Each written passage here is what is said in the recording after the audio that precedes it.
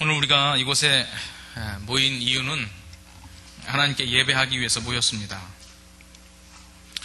그렇지만 우리가 또 다른 말로 표현하면 하나님께서 원하시는 참된 교제를 나누기 위해서 이 자리에 모였다고도 얘기할 수 있습니다.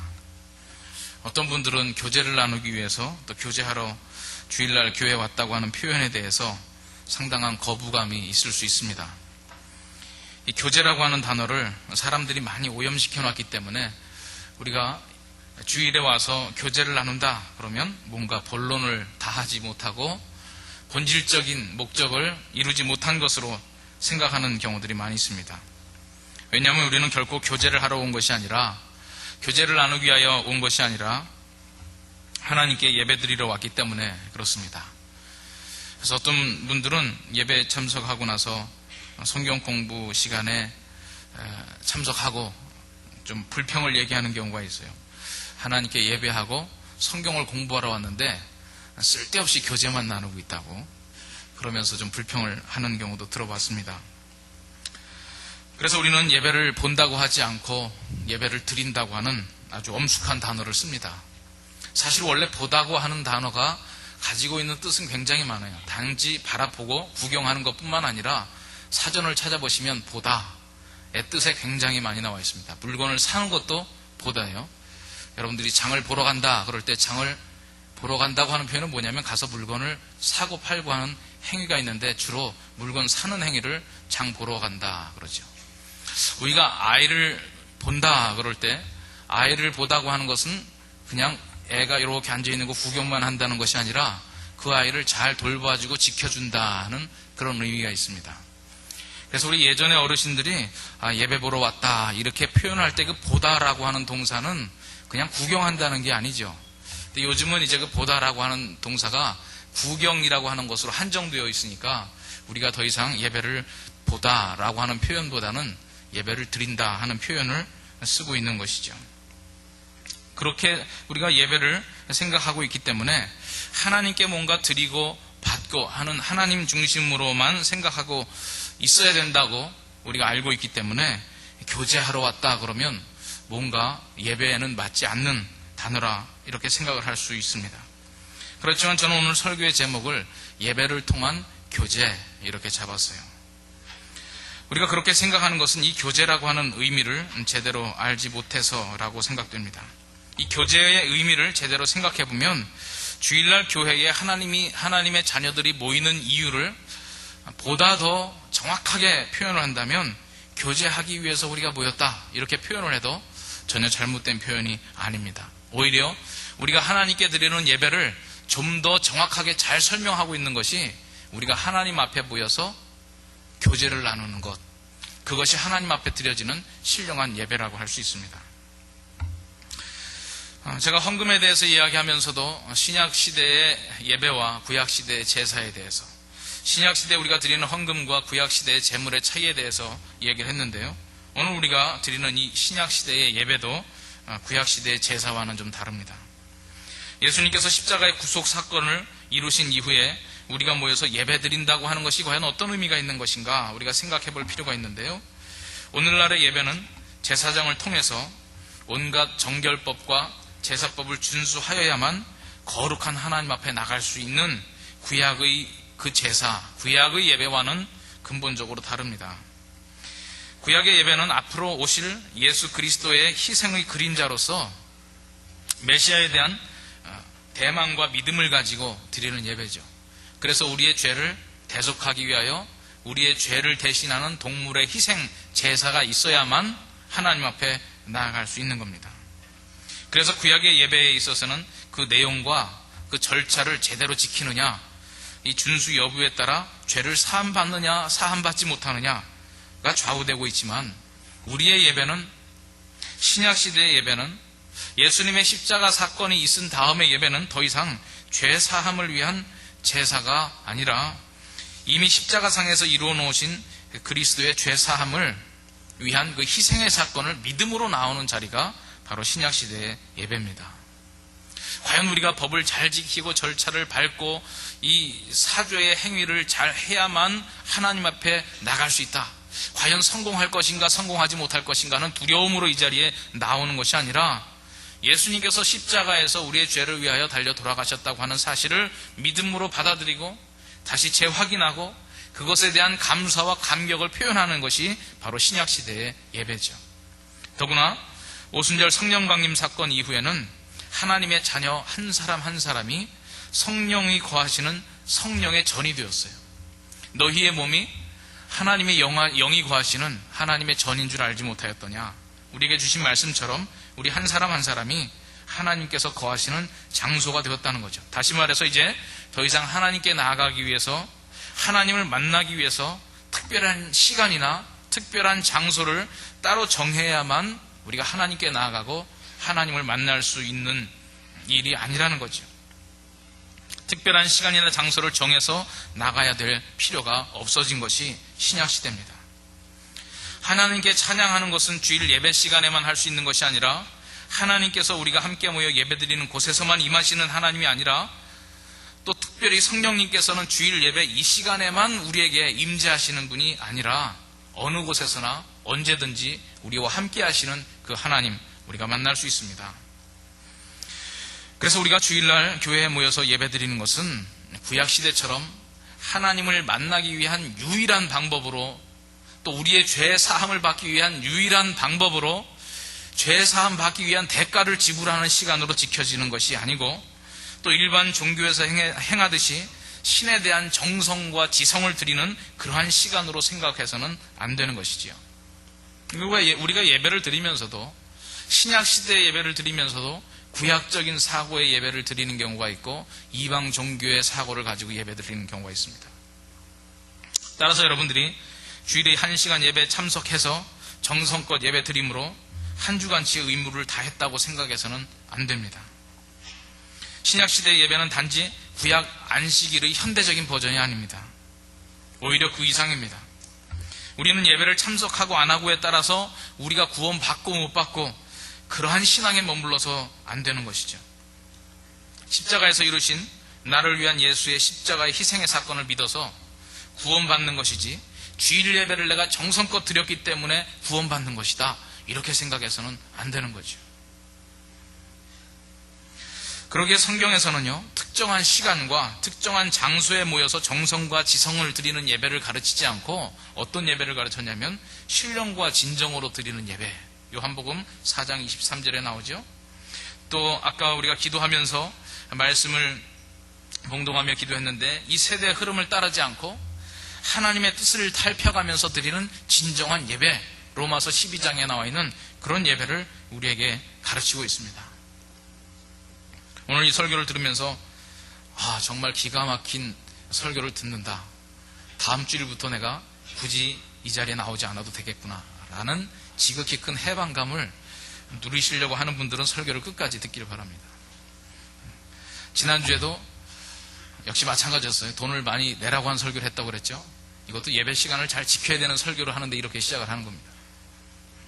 그렇지만 우리가 당연히 시간을 지켜서 예배를 드려야 된다, 아무런 생각 없이 그냥 의무만 강조하면 진정한 동기가 사라지기 때문에 우리는 지극히 당연한 신앙적인 행위도 자꾸 왜라고 하는 질문을 좀 던져봐야 되는 거죠. 왜 우리가 신약 시대에 그 어느 곳에서나 하나님을 만날 수 있고 하나님이 함께 하시는 이 신약 시대에 우리가 굳이 시간을 정해서 또 우리 전체가 한 자리에 모여서 공동체적으로 시간과 장소를 정해서 예배를 드려야 되느냐, 여기에 대한 해답을 좀 가지고 이 자리에 나와야 된다는 겁니다. 왜 우리가 함께 모여서 예배할 필요가 있습니까? 구원에도 직결되는 것도 아니고 우리 죄 사함과도 상관이 없고, 그러면 우리가 왜 하나님께 감사하고 각자의 삶 속에서 예배드리면 되지 굳이 불편하게 이 인터넷 시대에 온라인상으로 만나도 될 텐데 굳이 얼굴과 얼굴을 맞대면서 서로가 부딪히면서 이 자리에 나와서 시간을 정하여 만나 예배를 드려야 될 필요가 있느냐 생각해 볼 필요가 있습니다. 왜 만나야 되냐면 성도의 교제를 위해서 우리가 만나야 되는 겁니다. 다시 한번 강조하지만 우리가 주일에 모여서 예배드리는 것은 더 이상 구약의 제사가 아닙니다. 죄인인 인간이 거룩하신 하나님께 나아가기 위한 제사가 아니라는 말이죠. 그러면 왜 우리가 주일에 모여서 예배를 드립니까? 오늘날의 예배는 이미 구원받은 성도들이 나누는 교제의 시간입니다. 그래서 제가 예배를 통한 교제라고 제목을 잡았고, 사실 예배보다 더 정확한 표현은 성도의 교제다, 이렇게 얘기를 한 겁니다. 하나님의 백성으로 한 주간 동안 세상에 흩어져 사는 것이 그렇게 쉬운 일이 아닙니다. 하나님의 자녀로 이 세상에 살아가는 것이 쉽지 않다는 것은 우리 육신의 먹고 사는 문제를 해결하기가 힘들다 하는 정도의 말이 아니라, 하나님의 자녀를 대항하는 악한 영의 세력과 씨름하는 삶이 그리 만만한 삶이 아닙니다. 힘든 삶입니다. 에베소서 6장 12절에 우리의 씨름은 혈과 육에 대한 것이 아니다. 단지 내가 먹고 사는 문제에 매여 있는 것이 아니라 정사와 권세와 이 어두움의 세상 주관자들과 하늘에 있는 악의 영들에게 대함이라. 우리가 한 주간 동안 흩어져서 삶을 산다고 하는 것이 단지 먹고 살기 위하여만 살아가는 것이 아니라 우리의 영적인 전투가 벌어지고 있는 현장이기 때문에 치열한 영적 전투의 현장 속에서 한 주간을 살아가고 있는 겁니다. 이러한 전투를 수행하기 위해서 우리에게 필요한 것은 뭐냐면, 수시로 모여서 좀 작전 회의를 열어야 됩니다. 또 부족한 물자도 좀 보충하고, 또 때로는 휴식도 좀 취하고, 전투 중에 상처난 곳이 있으면 치료도 받고, 또 싸매고, 목발이 필요하면 목발도 하나 집어주고, 이러한 일들이 필요한 것입니다. 또 싸워가다 보면 가장 힘든 건, 가장 큰 통은 육신의 고통, 뭐 어디가 부러지고 배고프고 한 고통이 아니라 외로움입니다. 고독. 이 전장터 속에 나 혼자만 남아있다 라고 하는 생각이 몰려들기 시작하면 갑자기 두려움이 나를 엄습하는 겁니다.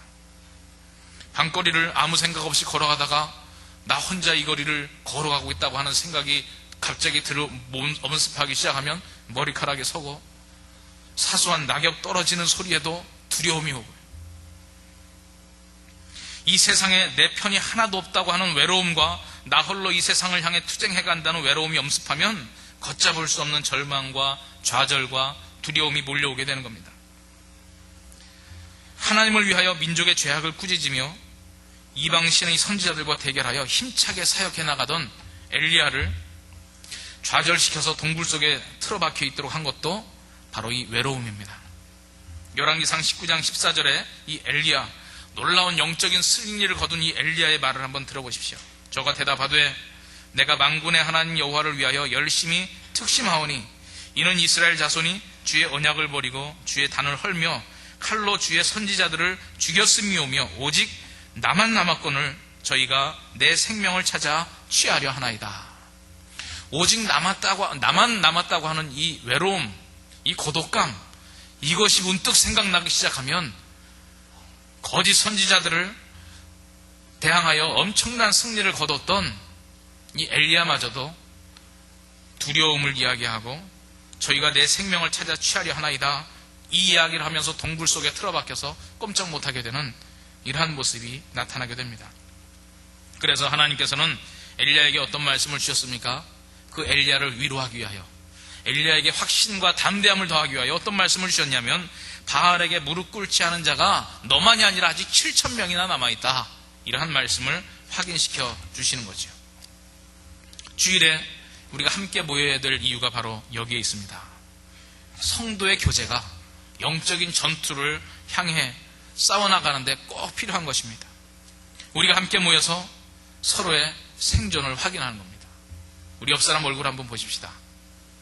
뒤에 사람 얼굴도 보시고, 살아왔구나 한번 얘기하세요. 살아왔구나. 아니, 말로 하세요. 살아왔구나. 여러분, 이따가 목장 모임 할 때, 또 일반 성도님들은 구역 모임 할 때 서로 안 보이는 분들이 있으면 그분들을 위해서 걱정이 되죠. 지금 어떤 영적 전투의 현장에서 낙오돼서 혼자 남아있을까? 거기에 혼자 남아있으면 안 되는데, 그래서 문자를 보내고 전화를 하고 꼭 이 자리에 다시 나오도록 우리의 눈으로 확인하는 것, 이게 성도의 교제입니다. 치열한 영적 전투의 현장에서 그 한 사람 한 사람 하나님과 깊은 교제 속에서 살아갈 수 있지만, 우리가 함께 모여야 될 이유는 바로 여기에 있습니다. 우리가 함께 영적 전투의 현장에서 한 걸음 물러나와서 이 공간 안에서 얼마나 이 빵빵한 지원군이 있습니까? 여기 군악대가 여기 있잖아요. 나도 적어도 이 방위로서 훈련은 받아봤어요. 방위들도 들어갈 때 뭐를 해주는지 알아요? 군악대가 막 나와서 막 합니다. 그 음악을 들으면요, 괜히 뭔지 될 것 같아요. 뭐 아무것도 안 되지만 그냥 기분이 좋아요. 막 전쟁해도 승리할 것 같아요. 이러한 지원군들이 기다리고 있습니다. 여러분, 이 자리를 들어올 때 우리가 함께 찬양하며 시작하는 것, 여러분들을 환영하는 겁니다. 한 사람 한 사람 영적 전투의 현장에서 시간 맞춰 귀대하는 그 사람들의 모습을 보면서, 야, 왔구나. 못 올 줄 알았는데 왔구나.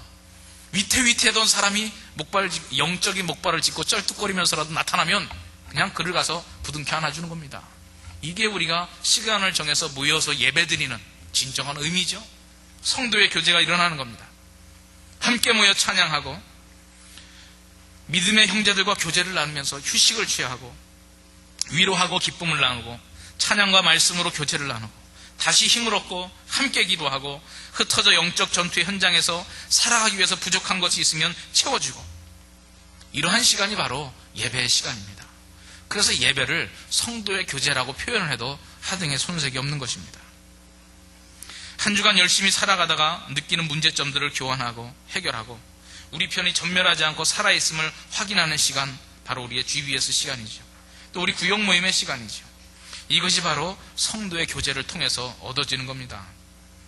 성경은 우리의 연약함을 알기에 마지막이 가까울수록 모이기를 피하는 어떤 사람들의 습관들이 나타날 텐데 거기 절대 따라가지 말라, 현혹하지 마라, 마지막이 가까울수록 더욱 모이기를 힘써라, 히브리서 10장 25절에 우리에게 알려주고 있습니다. 우리 한 사람 한 사람에게 성령님 함께 하시고 어느 곳에서나 함께 하시는 하나님이고, 여러분들이 개인적으로 다 하나님을 예배할 수 있지만 우리가 함께 시간을 정해서 공동체적으로 예배 드려야 될 이유는 바로 이러한 성도의 교제를 통해서 영적인 전투를 치러나가기 위한 준비의 시간들이 되기 때문에 그렇습니다. 또 우리가 함께 모여서 예배 드려야 될 이유, 함께 모여서 한 곳에서 예배 드려야 될 이유는 우리끼리 서로 교제 나누는 것뿐만 아니라 이것이 바로 하나님께 기쁨이 되기 때문에 그렇습니다. 성도의 교제는 단지 성도들 간의 즐거움으로만 끝나지 않습니다. 우리들의 즐거운 교제가 곧 하나님의 기쁨이요 하나님께 영광이 되고 이것이 곧 하나님께 드리는 예배입니다. 우리가 막 찬양하고 기뻐서 뛰고요. 우리는 아직 뛰는 것까지는 잘 못하는 것 같은데 어느 모임에 가니까 힘들어서 같이 예배를 못 드리겠어요. 뭐 방방 뛰는데 뭐 다윗이 어쩌고 뭐 막 찬양을 하면서 뛰더라고. 홍희 형제 그 찬양 알아요? 뭐 방방 뛰는 찬양 있지. 뭐 다윗이 기뻐 뛰니까 우리도 뛴대요. 그래서 막 뛰더라고. 뭐 내 체중이 일반적인 체중을 조금 오버하잖아요. 내가 뛰면 그 건물의 그 안전성도 좀 위태할 것 같아서 난 안 뛰었는데 끝까지 안 뛰었어요. 근데 너무 뛰고 싶더라고요. 근데 그런 걸 보면서 비판하는 분들이 있어요. 아니 그 기쁨을, 그 관심을 하나님께 돌려야지 자기들끼리 즐거워하면서 뛰면서 그게 무슨 예배냐. 하나님께만 관심을 쏟고 하나님께 예배를 드려야지 서로 즐거워하고 기뻐하고 희덕거리는 건 예배가 아니다, 이러더라고요. 근데 그건 좀 잘못 생각하는 겁니다. 하나님의 자녀들이 모여서 아주 뒤집어지게 재밌어 하는 거, 너무 좋아하는 거 하나님 보시고 기분 나쁠까요? 좋을까요? 아니 저 자식들이 자기들끼리 모여서 자기들끼리만 노네? 네? 여러분 명절 때 부모님들이 여러분들을 이끌고 막 이제 어딜 가죠. 친척집, 큰집, 뭐 할아버지 할머니 계시는데, 또 아니면 여러분들의 집에 모여서 뭐 할아버지 할머니가 계시든지 부모님이 계시든지 방에 들어가 계시는데 여러분들이 막 모여서 또 밤새 뭐 동양화에다가 뭐 이런 거 있잖아요. 막 하고 그러면 기분 나빠하시던가요? 물론 그런 분들도 조금 있긴 있어요. 그렇지만 우리가 가서 부모님께 예를 갖춰서 예절을 다해서 인사하고 뭐 경배까지는 아니겠지만 우리의 감사를 표현하는 것, 가서 세배 한번 족합니다.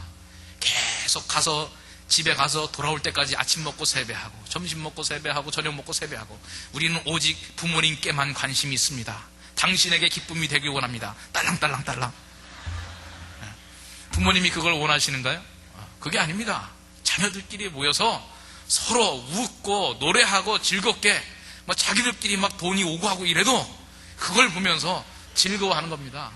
함께 모여서 형제가 우애하는 모습이, 기뻐하는 모습이 부모님에게 기쁨이 되는 거예요. 우리의 예배도 역시 마찬가지입니다. 우리가 함께 모여서 흩어져 있던 하나님의 자녀들이 모여서 서로 바라보면서 즐거워하고 축복하고 격려해 주고요.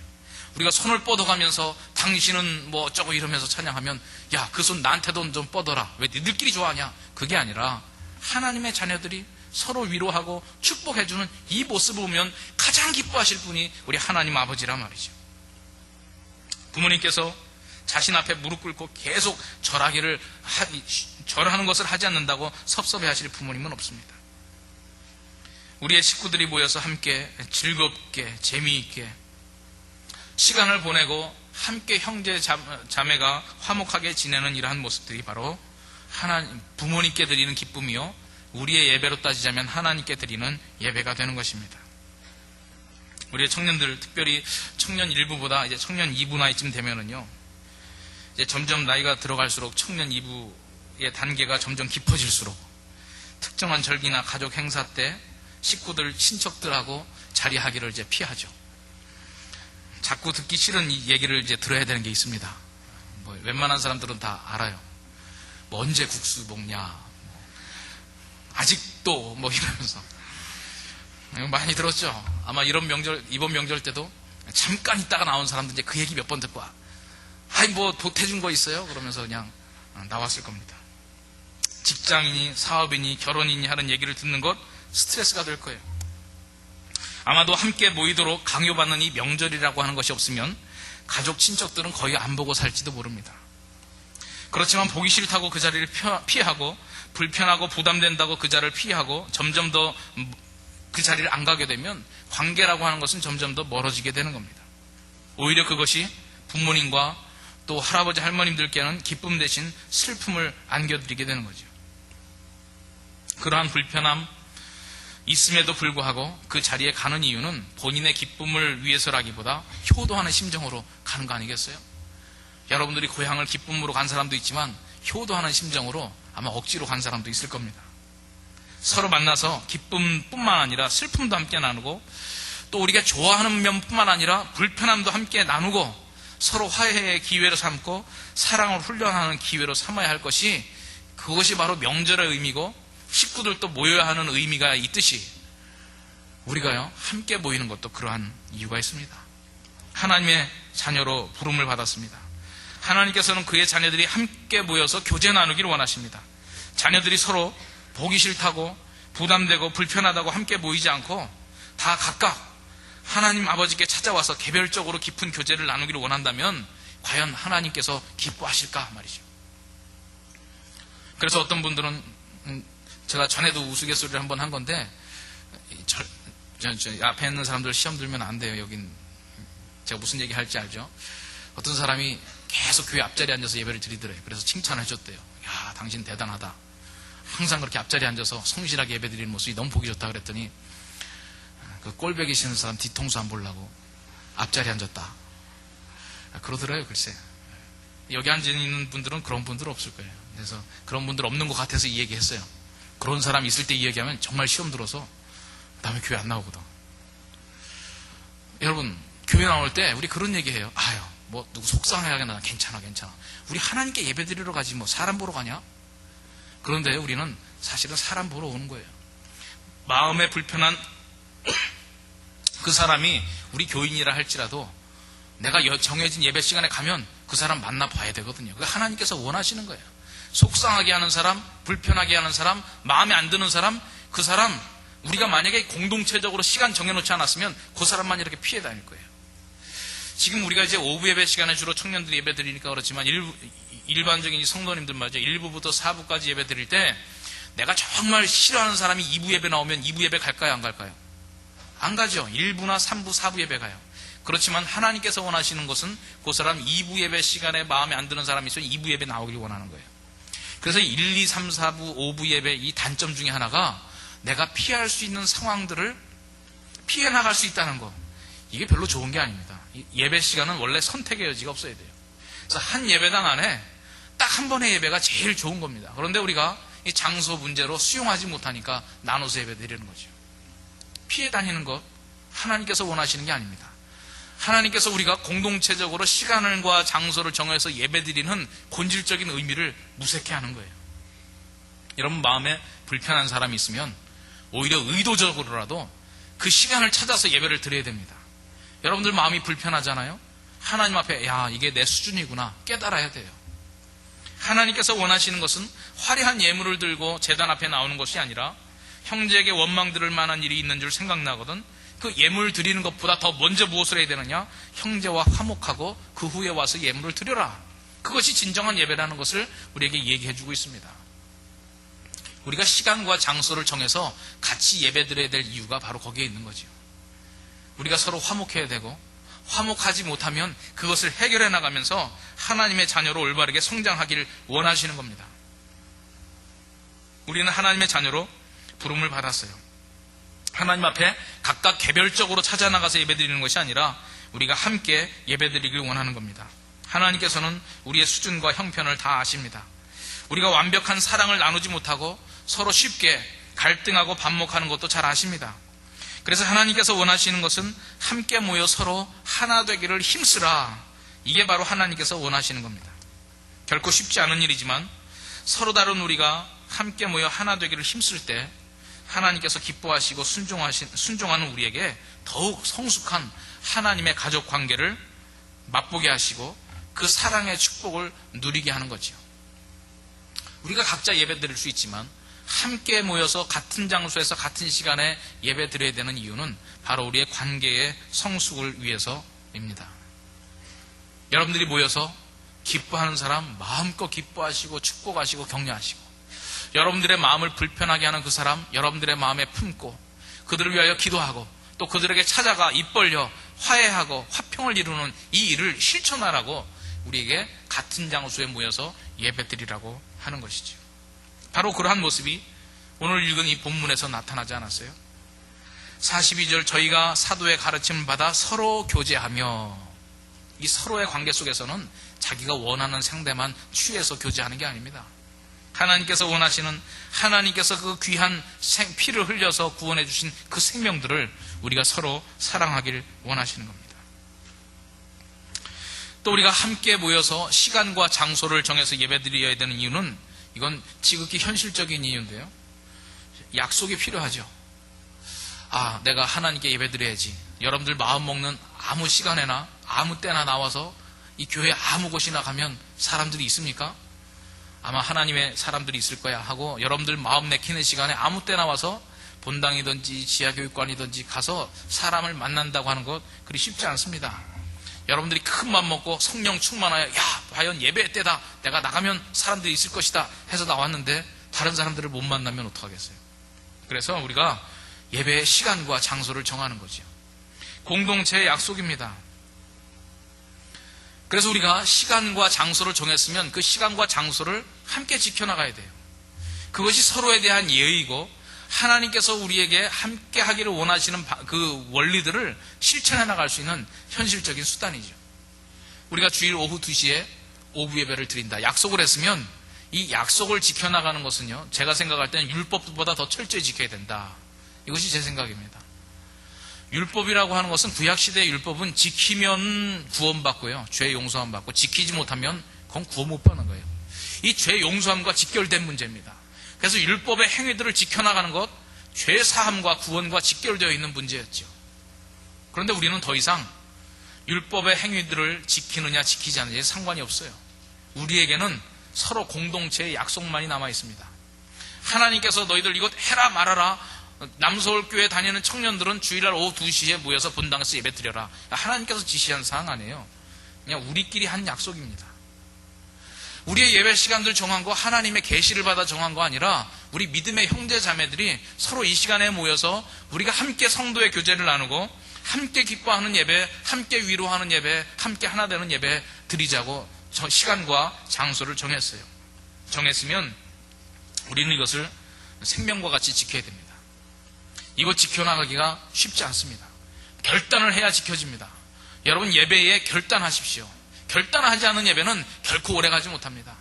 여러분들의 삶을 일정한 시간과 장소에 하나님의 백성들 함께 모여서 하나님께 예배드리겠다고 약속하고 결정하시고 그 결정을 내가 평생 지켜나가겠다고 다짐하셔야만 이 일이 이루어질 수 있습니다.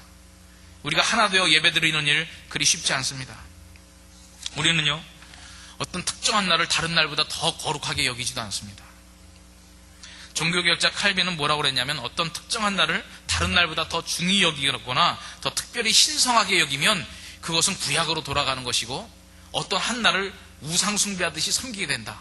당시에 로마 카톨릭이 마치 일요일, 안식일은 토요일인데 그들의 일요일의 미사 시간을 구약의 율법처럼 적용을 하니까 거기에 대해서 반대하면서 그런 얘기를 했어요. 그렇지만 또한 우리가 가져야 될 생각은, 우리 공동체가 함께 시간과 장소를 정해서 모인 그 예배의 자리는 우리가 목숨 걸고 지켜야 될 필요가 있어요. 죄 용서함 받기 위해서도 아니고 우리가 천국 가기 위해서도 아니고요. 서로를 사랑하기 때문에 그렇습니다. 서로 공동체가 모여서 서로를 확인하고 하나님 앞에 신령과 진정의 기쁨을 드리고 우리가 교제하기 위해서, 영적 전투를 치러나가는데 필요한 교제를 나누기 위해서 우리가 시간과 약속을 정했는데 이것을 지켜나가야만 되는 것이죠. 사탄은 이것을 지키지 못하도록 방해합니다. 그냥 오늘 너 한 사람 빠져도 괜찮다, 이런 생각을 자꾸 우리에게 불어넣습니다. 우리가 자꾸 더 격려해야 됩니다. 우리가 정한 시간과 장소를 지켜서 하나님께 예배하는 훈련을 쌓아나가야 되는 겁니다. 하나님을 위해서가 아니라요, 우리를 위해서입니다. 하나님이 배고파서 헌금 가지고 오라고 하는 것도 아니고, 하나님이 뭐 안타까워서 여러분들 시간 지키라고 강요하는 게 아니라, 우리가 스스로 결정해서 우리가 정한 이 시간을 가지고 하나님께 신령과 진정의 예배를 드리기 위해서 그렇습니다. 또 얼마나 자주 모여야 됩니까? 성경에서 가르쳐주고 있는 기준은요, 날마다입니다. 날마다. 오늘 말씀 우리가 함께 봤는데 46절 보면, 날마다 마음을 같이하여 성전에 모이기를 힘쓰고 집에서 떡을 떼며 기쁨과 순전한 마음으로 음식을 먹고. 우리가 함께 시간과 장소를 정하는데 횟수도 정해야 되죠. 횟수는 어떻게 되느냐? 날마다예요. 여러분, 날마다 우리가 정한 시간이 있습니다. 여러분, 사실 여러분들의 신앙을 유지하고 성도의 교제를 나누고 영적 전투를 치러나가기 위해서 가장 좋은 횟수는 날마다입니다. 날마다 나오면 뭐가 있죠? 입모양만 딸싹딸싹 하고 있어요. 날마다가 뭐가 있죠? 우리에게 아드모가 있죠. 날마다 나와야 돼요. 날마다. 주일 예배는 최소한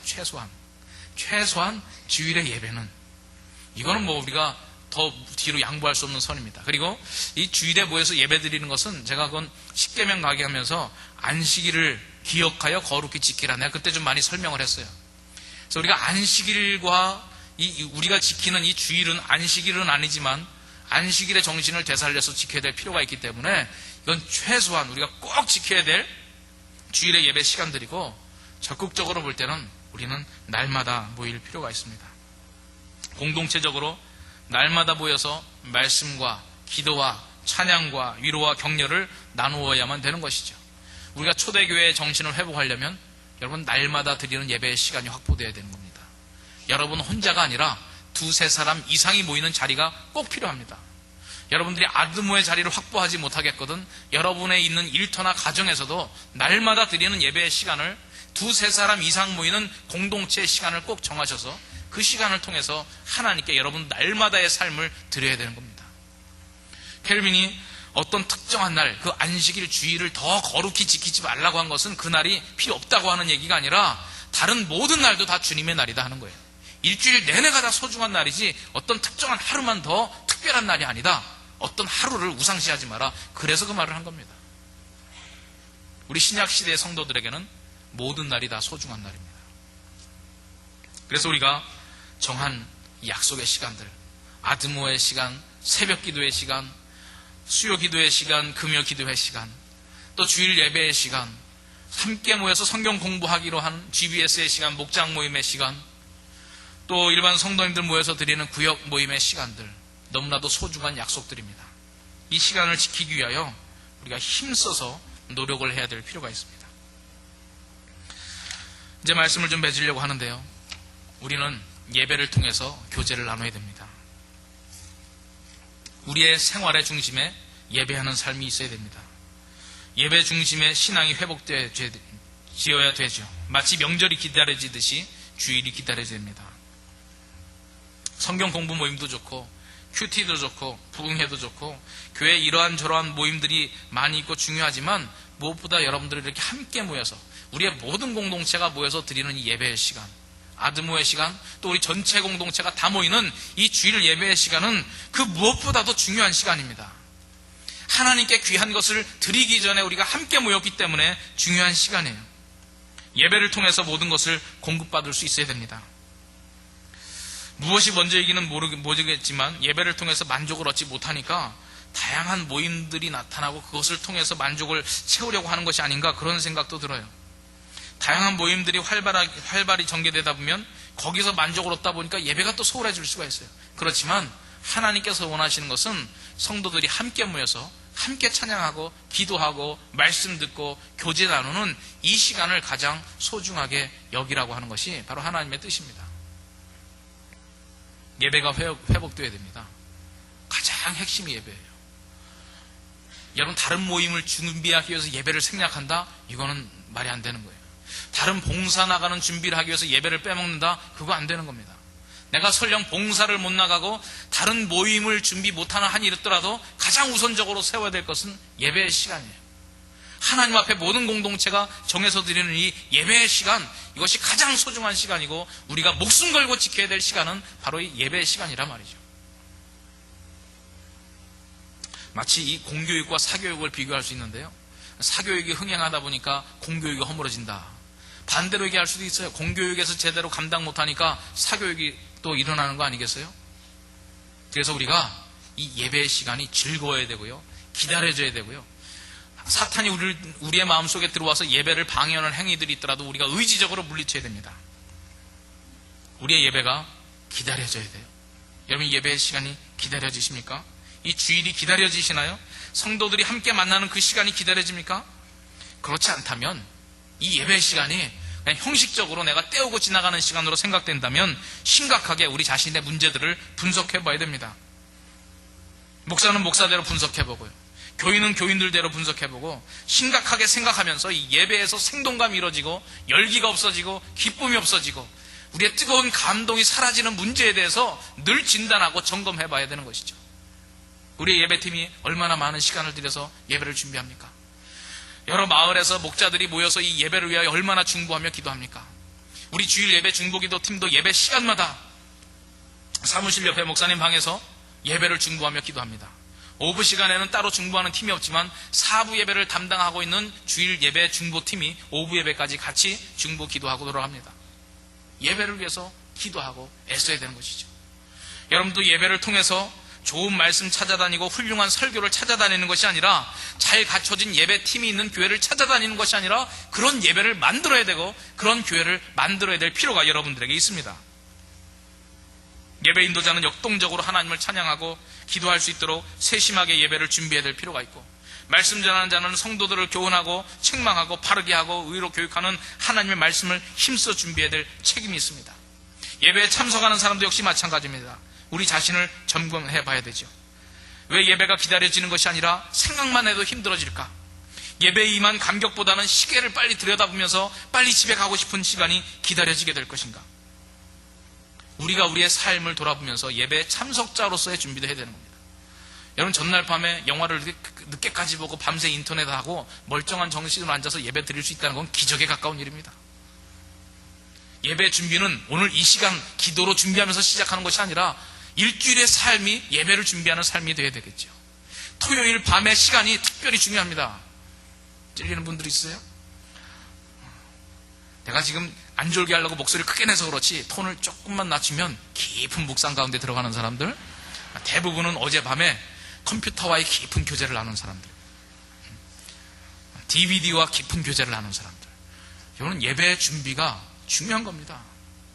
토요일부터 예배 모드로 전환해야 돼요. 특별히 공동체가 약속하여 지키는 이 시간, 부상자들도 속출할 것이고 빠질 사람도 있을 텐데 그때부터 이 예배 모드로 돌려서요, 모든 사람들이 영적 전투 현장에서 이 자리로 나올 수 있도록 서로 격려하고 서로 세워가고, 그럴 때 우리의 마음속에 기대함이 있고 기쁨이 있고 기다림이 있는 겁니다.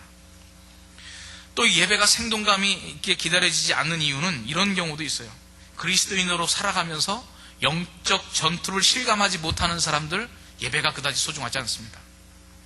하나님의 자녀로 신실하게 살아가고 이 세상에서 하나님의 뜻을 실천하며 펼쳐보기 위해서 투쟁하는 사람들, 이런 사람들은요, 주일의 예배가 너무나도 간절히 기다려집니다. 그리스도의 복음의 소식을 세상에 널리 알리고자 하는 자들은 예배의 필요성을 절대적으로 느낄 수밖에 없습니다. 예배드리면서 함께 교제 나누고 기쁨의 시간, 그 시간이 소중하게 기다려지는 겁니다. 영적 전투를 힘들게 싸워갈수록 빨리 요거 끝나고 우리 같이 예배 시간에 가서 내가 힘을 한번 회복해 보겠다. 그 멋진 군악대가 아니라 이 찬양팀이 있고 중보의 기도자들이 있고 말씀이 선포되고 서로를 위하여 축복하며 기도하는 그 자리에 내가 빨리 돌아가고 싶다.